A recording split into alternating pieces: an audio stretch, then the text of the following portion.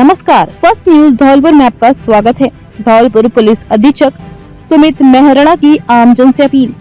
होलिका दहन, धुलंडी, रमजान माह, ईद, चेटी चंड सहित आगामी त्योहारों एवं मेलों को लेकर पुलिस अधीक्षक सुमित मेहरणा के निर्देशन में जिले के सभी थानों में CLG सदस्यों के साथ बैठक की जा रही है, जिसमें वृत्ताधिकारी एवं थानाधिकारी उनके इलाकों के CLG सदस्यों से आगामी त्योहारों पर शांति, कानून व सुरक्षा बनाए रखते हुए सामाजिक सद्भाव व सौहार्द के साथ त्योहार मनाने के संबंध में अपील कर रहे हैं।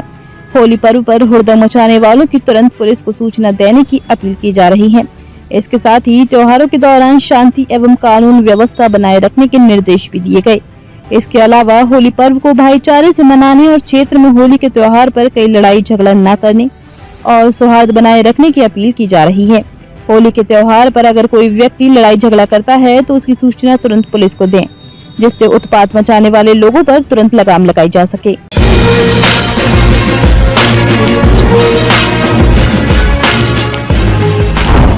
भारत देश के अलावा पूरे विश्व में है।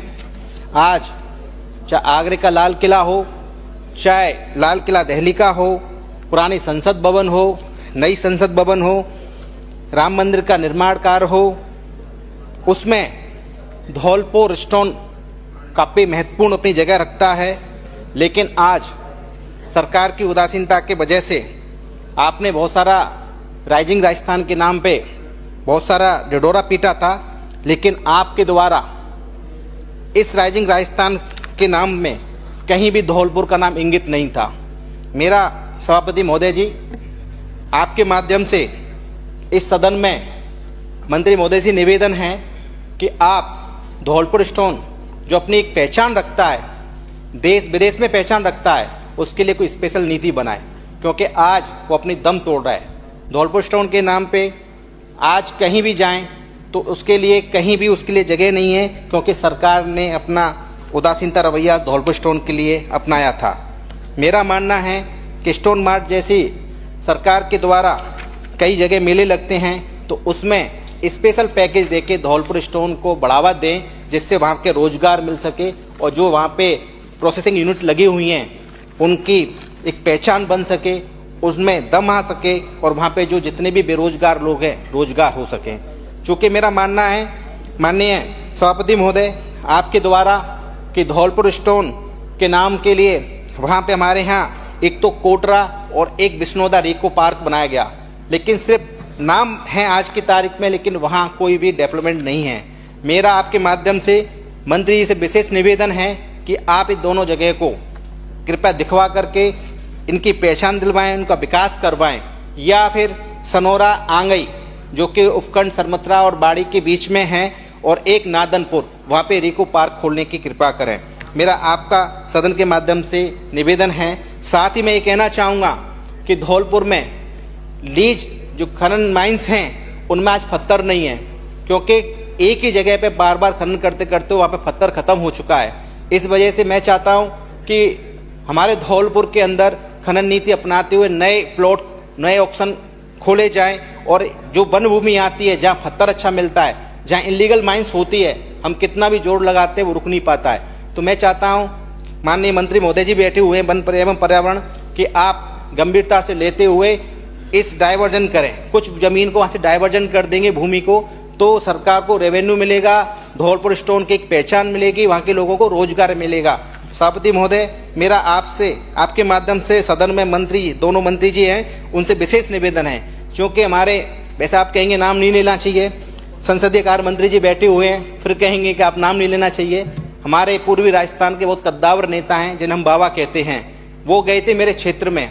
मैं कोई आरोप नहीं लगा रहा हूँ, लेकिन मेरा निवेदन है कि उन्होंने वहाँ एक वादा किया था मेरे क्षेत्र में लोगों से कि मैं माइंस, वन विभाग और रेवेन्यू के बड़े अधिकारी, सेक्रेटरी लेवल के अधिकारियों को लेके आऊँगा और यहाँ का एक सीमाबंद कराऊँगा। तो मेरा मानना है कि उन्होंने जो वादा किया तो आप उसको आप पूरा करें, सदन के माध्यम से जिन्हें हम बाबा कहते हैं, प्यार से बाबा कहते हैं भैया। साथ ही मेरा निवेदन है कि आप हमारे धौलपुर के स्टोन नीति को, उद्योग नीति को, बाबा का नाम आप जानते हैं कभी भी है। साथ ही मैं कहना चाहूँगा हमारे जो वन एवं पर्यावरण मंत्रालय के मंत्री जी बैठे हुए हैं कि मेरा जो क्षेत्र है धौलपुर के अंदर, जहाँ मैं निवास करता हूँ, 90% एरिया फॉरेस्ट में आता है। 90% एरिया नाम मात्र की जगह है खेती क्यारी के लिए, जिसकी जवाबंदी हो या कोई हो। 90% सर, 90% एरिया ये है। आप सुनने का थोड़ा मायदा रखना, टाइम जरूर लगेगा, आपका संरक्षण भी चाहिए मुझे। मैं चाहता हूं कि वन अधिकार नियम के तहत धौलपुर जिले में आज तक एक भी पट्टा जारी नहीं हुआ है। एक आज तक हम लोगों ने कई जगह अप्लाई किए, ग्राम पंचायत लेवल से पास हो जाता है, उपखंड स्तर पर अटकल लगाई जाती हैं और फिर जिले लेवल पर अटका दिया जाता है। तो ये बड़ी शर्म की बात है कि धौलपुर जिले में FRA नियम के तहत आज एक भी पट्टा नहीं है, जबकि हम वहाँ के बासिंदे हैं। FRA नियम 2006 के तहत उसमें स्पष्ट लिखा हुआ है कि ऐसे अनुसूचित जनजातियां या ऐसे वन्य निवासी जो परंपरागत वन में रहते हैं, तो उनमें ST के लिए तो साफ लिखा हुआ कि दिसंबर 2005 से पहले का निवास प्रमाण पत्र होना चाहिए, और अन्य की लिखा है 3 पीढ़ी समथिंग 1930 के डॉक्यूमेंट्स होना चाहिए। उसके लिए चयनित भी किया गया कि जैसे वहाँ स्कूल हो, स्कूल में नामांकन हो, कोई बुजुर्ग आदमी हो, कोई पुराना पेड़ हो, या कोई ऐसी पहचान हो, या आपके पास कोई सबूत हो, LRA 91 की कोई रसीदें हों, तो उसके आधार पे FRA नियम के तहत पट्टा मिलता है। लेकिन आज वहाँ पट्टा नहीं मिल रहा है। मेरा सभापति महोदय, सदन में आपके माध्यम से मंत्री जी से निवेदन है कि कृपया आप इस पर गौर फरमाते हुए आप भी वन विभाग की टीम को बोल करके जहां हमारे लोग रह रहे हैं SC ST के, उनके लिए पट्टे के FRA नियम के तहत पट्टा तो मिले कम से कम, ज़्यादा नहीं। चूंकि 2011 की जनगणना है, आबादी बहुत बढ़ चुकी है, आबादी के लिए जो ग्राम पंचायत में जगह थी वो कम है। अकेला मेरा सवाल नहीं है, सारे सदस्यों का सवाल है, मैं सबकी बात रख रहा हूँ। तो उस हिसाब से आबादी बढ़ गई, घर परिवार बढ़ गए, वन भूमि है, तो हम लोग कहाँ जाएंगे? हमें वन भूमि पर रहने के अधिकार भी तो चाहिए। हमारे पूर्वजों ने उस जमीन को बचाया है, सींचा है, फॉरेस्ट था पहले, वन था, हमने उस सबको बचाया है, इसीलिए हमको वहाँ पे पट्टे चाहिए। आप कैंप लगा के पट्टे दें, और मेरा आपसे माध्यम से आप अधिकारियों को भी कहें कि भाई पट्टे वहाँ के जारी करें। चूँकि मैं आपको पहले भी मिल चुका हूँ और आपको भी लेटर भी दिया है, श्रमत्रा नगर पालिका पूरा फॉरेस्ट पे बस रहा है। पूरा राज्य सरकार की, केंद्र सरकार की जितनी भी जल कल्याणकारी योजना है, उन सब का अवधि जमा पहना जा चुका है, विस्तार हो चुका है। मंत्री महोदय जी कृपया समझना, आदरणीय सभापति महोदय, मुझे आपका संरक्षण चाहिए। ये पहली बार का विधायक हूँ, मुझे बोलने का थोड़ा सा मौका दें।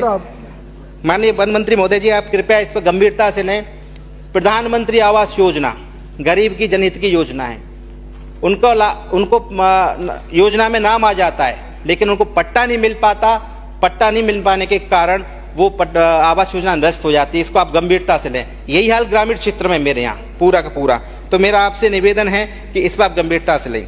साथ ही मेरे यहाँ राजस्थान का 5वां करौली धौलपुर टाइगर सेंचुरी बनने वाली है, उसमें आपके द्वारा बताया गया कि 15 लाख रुपए पर पर्सन दिया जाएगा, 18 साल से बड़े व्यक्ति का ये है। तो मेरा निवेदन है कि उसको आप बढ़ाएं, उसको देखें। कोर जोन घोषित हो गया, बफर नहीं हो पा रहा है, तो मैं आपसे निवेदन कर रहा हूं कि आप उसको भी थोड़ा गंभीरता से देखें और हम लोगों के लिए सहूलियत प्रदान करें वहाँ पे, कि हम लोगों की आजीविका का साधन क्या हो, कैसे हम वहाँ पे रह सकें।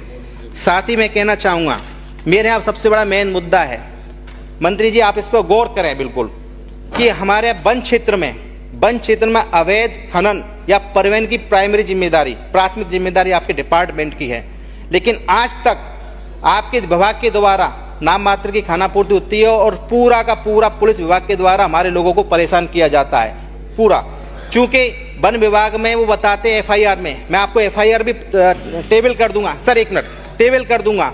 मेरे यहाँ क्षेत्र के अंदर 11 FIR हुई हैं पिछले 9 महीने के अंदर, और 9 महीने में FIR की लैंग्वेज देखेंगे तो कॉपी पेस्ट, सिर्फ व्हीकल का नंबर, चेसिस नंबर चेंज है, सिर्फ कॉपी पेस्ट। जब आपको पुलिस को मुखबिर के द्वारा सूचना मिल रही है कि अवैध खनन हो रहा है, परिवहन हो रहा है, तो मेरा माध्यम सभापति महोदय जी आप गौर करें मंत्री जी कि आप एक सेकंड सर, आप जब आपको सूचना मिल रही है तो वन विभाग की टीम को शामिल लेके क्यों नहीं जाता? मेरा आपसे माध्यम है कि आप वन विभाग की टीम उस पर कार्रवाई करे, ना कि पुलिस करे, क्योंकि आप कार्रवाई करेंगे तो बहुत होगा। मेरा आप सदन के माध्यम में मंत्री महोदय जी इस पर गौर करें।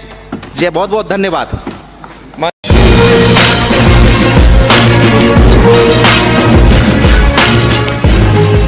ग्राम पंचायत सिजरौली बरेठा में सरपंच पद के उम्मीदवार गुड्डू गोपाल सिंह गुर्जर द्वारा होली के दिन 5 किलोमीटर दौड़ प्रतियोगिता का आयोजन आगामी 14 मार्च 2025 शुक्रवार को होली के अवसर पर ग्राम पंचायत सिजरौली बरेठा में एक विशेष आयोजन किया जा रहा है। सरपंच पद के उम्मीदवार गुड्डू गोपाल सिंह गुर्जर के द्वारा सुबह 7 बजे से 5 किलोमीटर की दौड़ प्रतियोगिता का आयोजन किया जाएगा। ये प्रतियोगिता जिला धौलपुर के युवा भाइयों के लिए खोली जाएगी जो इस आयोजन में भाग ले सकते हैं। गुड्डू गोपाल सिंह गुर्जर ने बताया कि ये दौड़ प्रतियोगिता न केवल खेल को बढ़ावा देने के उद्देश्य से आयोजित की जा रही है, बल्कि ये युवाओं के बीच स्वस्थ प्रतिस्पर्धा और सामुदायिक भावना को भी प्रोत्साहित करेगी। इस प्रतियोगिता में भाग लेने के लिए युवा खिलाड़ियों को कोई शुल्क नहीं लिया जाएगा और उन्हें उपहार स्वरूप पुरस्कार भी दिए जाएंगे। प्रथम पुरस्कार 5100 रूपए, द्वितीय पुरस्कार 4100 रूपए, तृतीय पुरस्कार 3100 रूपए, चतुर्थ पुरस्कार 2100, पांचवें स्थान पर रहने वाले को 1100 रूपए दिए जाएंगे। प्रतियोगिताओं में भाग लेने के लिए कोई भी युवा जो 5 किलोमीटर की दूरी को दौड़कर पूरा कर सके भाग ले सकता है। आयोजन स्थल पर सुबह 6:30 बजे से रजिस्ट्रेशन शुरू होगा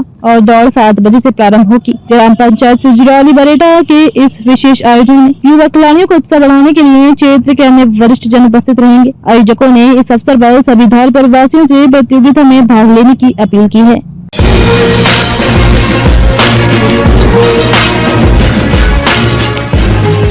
मनिया गणगौर के अध्यक्ष बने रिंकू पोसवाल। नमस्कार, आप देख रहे हैं फर्स्ट न्यूज धौलपुर। मनिया से खबर आ रही है जहां आज दिनांक 11 मार्च 2025 को मनिया कमेटी और जनता द्वारा सर्वसम्मति से रिंकू पोसवाल को मनिया गणगौर मेला का अध्यक्ष चुना गया है। इस महत्वपूर्ण मौके पर मनिया सरपंच मधु जैन समेत कई गणमान्य लोग मौजूद रहे। इस मौके पर सरपंच मधु जैन के साथ पिंकी ठाकुर, राम निवास गुप्ता, दिनेश शर्मा, गोविंद लोधी, निहाल सिंह, सौरभ पोसवाल, प्रेम गुप्ता, दाऊ दयाल शर्मा, दिनेश शर्मा, घनश्याम शर्मा, देवराज गुर्जर, बनवारी गुर्जर, आकाश ठाकुर, दुष्यंत गुर्जर, हरिओम गुर्जर, ब्रज किशोर कुशवाहा, संदीप चंदेल, पंकज शर्मा, काली खान, नवल बंसल और दिनेश कुशवाहा सहित कई लोग उपस्थित रहे।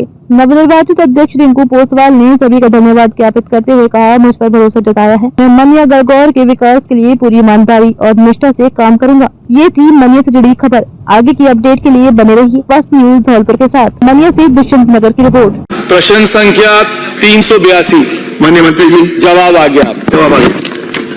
अब मेरे को ये बता दें कि आपके क्या नए मापदंड हैं, नए क्या पुराने मापदंड, जो भी आपके मापदंड हैं आंगनबाड़ी खोलने के, राजाखेड़ा क्षेत्र में आप कितने आंगनबाड़ी खोलेंगे, इन मापदंडों से आपकी क्या है, और क्या आपने ये मापदंडों से राजाखेड़ा में 5 जो आंगनबाड़ी खोली हैं वो उसी मापदंड पे खोली हैं? पहला प्रश्न मेरा ये। माननीय मंत्री जी। माननीय अध्यक्ष महोदय, माननीय सदस्य को मैं बताना चाहूंगी, आंगनबाड़ी केंद्रों के नवीन भवन का निर्माण, ये जो मापदंड की बात कर रहे हैं, इसमें एक हमने जो परिवर्तित बजट था 2024-25 का, उसमें 5-5 आंगनबाड़ी केंद्र हर विधानसभा क्षेत्र में खोले थे, जिसमें से 994 तो खुल चुके हैं। और जो ये नहीं पूछा मैंने, आई एम आस्किंग आपके मापदंड क्या हैं? जी, नवीन आंगनबाड़ी केंद्र खोलने के नॉर्म्स क्या है, ये आपने मुझे पूछा। भारत सरकार द्वारा निर्धारित नॉर्म्स के अनुसार ग्रामीण एवं शहरी परियोजना के अंतर्गत 400 से 800 की आबादी पर एक आंगनबाड़ी केंद्र, 800 से 1600 की आबादी पर 2 आंगनबाड़ी केंद्र, 1600 से 2400 की आबादी पर 3 आंगनबाड़ी केंद्र तथा इसके उपरांत 800 के गुणक में 1 आंगनबाड़ी केंद्र खोले जाने का प्रावधान है। जनजातीय, मरुस्थलीय, पहाड़ी, अन्य दुर्गम क्षेत्रों में 300 से 800 की आबादी पर 1 आंगनबाड़ी केंद्र खोले जाने का प्रावधान है। आपने राजाखेड़ा में इसी हिसाब से खोल दिए, पूरे खोल दिए कि राजाखेड़ा में आपने? जी हाँ, पूरे खोल दिए। Are you sure? एक सेकंड, आर यू श्योर? सुनो सही, आप पूरा पूछो ना। वो कह रही है पूरे खोल दिए, तो वो पूछ रहा हूँ, आर यू श्योर? अपना पूरा पूछना, आप पूरा पूछना, आपको अनुमति हो गया आपका। मैंने अभी जो आपके 5 जो आपके ये बजट आप छोड़ो ना, 5 जो आपके हमारे बजट में जो 5 सैंक्शन हुए थे उन पे तो वो तो हमने खोल दी। बाकी जो आपने ये मापदंड वाली बात है, इसका भी हमने भारत सरकार को भेजा है कि अन्य और हमको जो खोलने हैं आंगनबाड़ी केंद्र, वो हमने आगे भारत सरकार को भेजा है। बहुत जल्दी प्रयास कर रहे हैं कि उनकी भी स्वीकृति आ जाए। एक ग्लास पूछो। आपने अपनी बजट घोषणाओं में, इसी से बात कर रहा हूं, आपने 2 बजट घोषणाएं करी थी आंगनबाड़ी में, आदर्श आंगनबाड़ी खोलने के लिए और नई आंगनबाड़ी खोलने के लिए, उनकी बिल्डिंग्स के लिए। आप ये बताएं कि आपने कितना कितना पैसा खर्च करा आदर्श आंगनबाड़ी पे और नए आंगनबाड़ी खोलने पे, लास्ट बजट का और इस बजट का। हाँ, इस बजट का, सॉरी इस बजट का नहीं, लास्ट बजट का आप बता दें, 24-25 का। ठीक है, 24-25 का। हाँ मैम, गलती हो गई, उसमें क्या बात है, बता देंगे आप 24-25 का बता दें। 24-25 का पूछा हमने। मैं अभी जो माननीय सदस्य ने माननीय अध्यक्ष जी जो प्रश्न पूछा है, वो आपके जो प्रश्न आपने पूछा था वो मूल प्रश्न से अलग है। मैं मूल प्रश्न से अलग नहीं है मैम, जानकारी, एक सेकंड, मूल प्रश्न से अलग नहीं है, क्योंकि आपने एक भी पैसा खर्च नहीं करा है।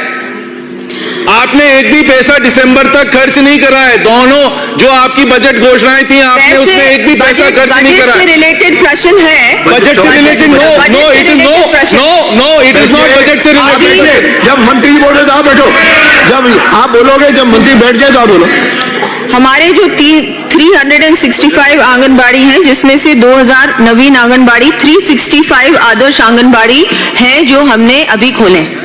मैंने क्या पूछा वो आप बताओ। आपने पूछा एक सेकंड, बजट, आप या तो मेरे को सुन लें, एक सेकंड सुन लें, कितना बजट खर्च हुआ है माननीय सदस्य जी, या तो मुझे प्रश्न का जवाब देने दीजिए या आप मेरी बात सुन लें। जो मेरा प्रश्न है, पहले पूरा प्रश्न पूछ लें, सुन लें मेरा पूरा प्रश्न, फिर उसका जवाब दे दें। मैंने सिर्फ आपसे यह पूछा कि लास्ट बजट में जो आपका प्रोविजन था आदर्श आंगनबाड़ी और नई आंगनबाड़ी खोलने का, जो आपका बजट था, उसमें से आपने कितना बजट यूटिलाइज कर लिया, आप सिर्फ ये बता दो। वित्त विभाग से प्राप्त सहमति की आईडी क्रमांक 162402241 दिनांक 28/11/2024 के क्रम में प्रथम चरण में राज्य सरकार द्वारा 365 आंगनबाड़ी केंद्रों को आदर्श आंगनबाड़ी केंद्र में विकसित करने हेतु विभाग द्वारा प्रशासनिक एवं वित्तीय स्वीकृति दिनांक 3/12/2024 को जारी कर दी गई तथा आंगनबाड़ी केंद्र को आदर्श आंगनबाड़ी केंद्र के रूप में विकसित करने का कार्य प्रारंभ कर दिया गया है। 2000 केंद्रों का आदर्श आंगनबाड़ी के रूप में उन्नयन करने के संबंध में निदेशालय ICDS द्वारा पत्र दिनांक 21/1/2025 के माध्यम से 2000 आंगनबाड़ी केंद्र में आवश्यक सुविधाएं विकसित करने हेतु समस्त उप निदेशकों से रिपोर्ट चाही गई है, जिसके उक्त आंगनबाड़ी केंद्रों पर सुविधाएं विकसित करने हेतु आवश्यक बजट हेतु पत्रावली वित्त विभाग को भिजवाई जा सके।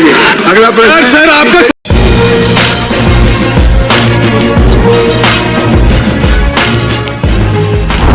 आज ब्लॉक कांग्रेस कमेटी की बैठक बाड़ी कार्यालय पर आयोजित हुई। ब्लॉक कांग्रेस कमेटी कार्यालय बाड़ी में एक महत्वपूर्ण बैठक आयोजित की गई, जिसने बाड़ी विधानसभा के समन्वयक श्री सद्दाम हुसैन ने कार्यकर्ताओं से मुलाकात कर संगठन की नियुक्ति और मजबूती पर विचार विमर्श किया। इस अवसर पर धौलपुर जिला कांग्रेस अध्यक्ष साकेत बिहारी शर्मा, बाड़ी विधानसभा प्रत्याशी प्रशांत सिंह परमार, ब्लॉक अध्यक्ष रामेंद्र मीना सहित कई वरिष्ठ कांग्रेसी नेता और कार्यकर्ता मौजूद रहे। बैठक में संगठन की रणनीति और आगामी चुनावी तैयारियों पर चर्चा की गई। कार्यक्रम में धनेश जैन, बाबुल भाई, राजकुमार भारद्वाज, कुशवाहा आरती शिवहरे, शबनम खान, रोशनी शिवहरे, वैजयंती जाटव, योगेश अग्रवाल, राम अवतार शर्मा, महेंद्र सिंह परमार, पुष्पेंद्र कुशवाहा सहित विभिन्न अग्रिम संगठनों के कार्यकर्ता उपस्थित रहे। तो 400 के पार होते तो कहीं ना कहीं हालात और अलग तरह के होते। आज मुल्क के देश की जनता ने समझा कि आज संविधान खतरे में है। महामहिम अम्बेडकर जी संविधान बना के गए। संविधान की खूबसूरती देखिए आप, कि जिस दिन टेलीविजन पर देख लेते हैं जो गठबंधन, वो गठबंधन आदरणीय प्रभारी जी वो अपने घरों को खाली करके, अपने कोटे को खाली करके, ऑफिस को खाली करके चला जाता है सिर्फ टीवी देखते ही। ये संविधान की खूबसूरती है। आओ हम सब लोग संविधान को बचाने के लिए, इस देश को बचाने के लिए, देश की मोहब्बत को बचाने के लिए कांग्रेस संगठन के हाथ मजबूत करें। हमें बड़े आदर सम्मान के साथ एक अपने ऐसे शख्स को आमंत्रित कर रहा हूं जो दिन रात कांग्रेस मजबूत करने का काम कर रहा है। आदरणीय प्रशांत परमार जी हमारे प्रत्याशी महोदय आए और हम पार्टी के पूर्व प्रत्याशी और पूर्व विधायक ने पार्टी छोड़ी, उसके बावजूद आप लोगों में इतनी लगन, इतना जज्बा पार्टी के लिए जो है वो काबिल तारीफ। पहले मैं अपनी शुरुआत कर देता हूँ कि आप सबको लगता है कि पार्टी में हम काम शुरुआत में हम बड़े पद पे पहुँचा दें तो पार्टी हम काम करेंगे तब करेंगे। मैंने NSY में काम किया, यूथ कांग्रेस में काम किया, फिर मैन कांग्रेस में काम किया, तब जाके आज पार्टी ने मुझे यहाँ मौका दिया, आपके जिले के प्रभार दिया।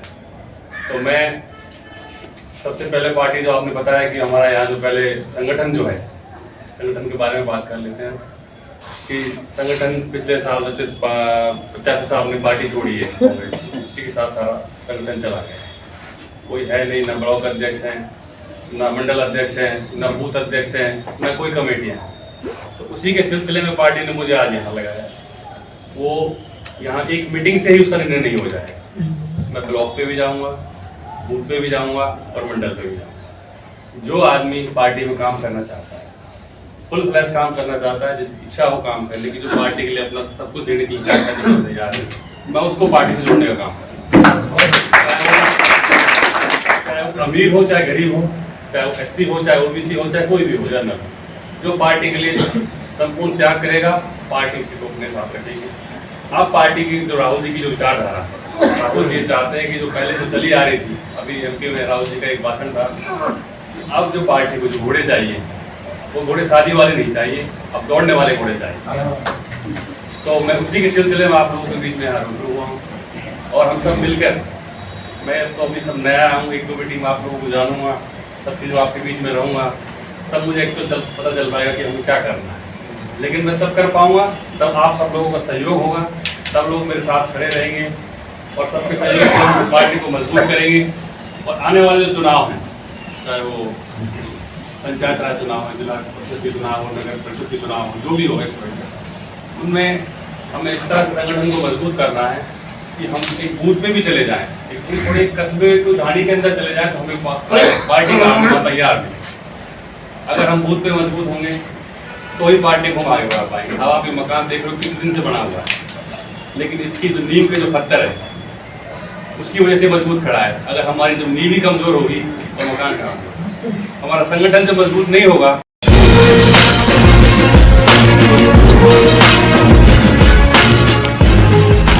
नमस्कार, फर्स्ट न्यूज धौलपुर में आपका स्वागत है। माननीय राज्यपाल हरिभाऊ भागरे का धौलपुर दौरा काफी महत्वपूर्ण है। उनके आगमन पर जिला परिषद में पुलिस के जवानों ने गार्ड ऑफ ऑनर दिया, जो एक सम्मानजनक परंपरा है। राज्यपाल ने जिला परिषद के सभागार में जिला स्तरीय अधिकारियों की बैठक की अध्यक्षता की और विभिन्न योजनाओं व विकास कार्यों की समीक्षा की। बैठक के बाद राज्यपाल के लिए सर्किट हाउस में भोजन का कार्यक्रम तय है। इसके साथ ही राज्यपाल का मिलिट्री स्कूल का निरीक्षण भी उनके दौरे का अहम हिस्सा है, जिससे यह संकेत मिलता है कि शिक्षा और सुरक्षा से जुड़े विषयों पर भी उनका विशेष ध्यान है। यह दौरा जिले के प्रशासनिक और शैक्षिक क्षेत्रों के लिए सकारात्मक प्रभाव डालने वाला हो सकता है।